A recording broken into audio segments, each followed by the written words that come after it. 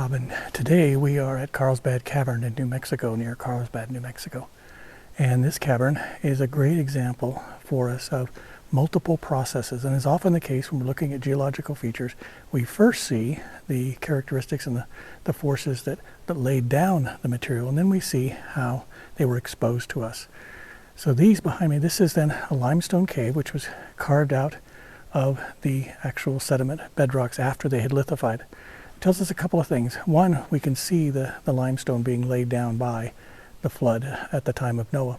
But in addition to that, what we see is there are fractures in these limestone deposits which allowed petroleum products, in particular natural gas, to percolate up through those fractures, mix with the water and the sulfur that is in the material here, and to form sulfuric acid.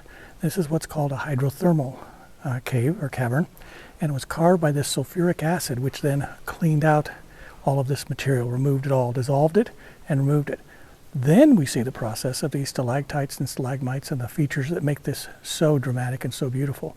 Because then as water percolates from the surface, takes in the calcite, it is acidic because of the organic materials that are above it, forms carbonic acid which dissolves these calcite materials, drips down, and as it evaporates forms these stalactites and stalagmites and all these wonderful features. So here we have a chance to see that, one, this was a much wetter area in the past because of the formation of these features. Would have taken a lot of water. We try to date them now by the water that's on the surface now, and of course New Mexico is a very arid place. But in the past it was a very wet place, and so these features would have formed much more rapidly. So it's not fair to then try to extrapolate the growth rate now with the growth rate in the past when it was a more wet climate.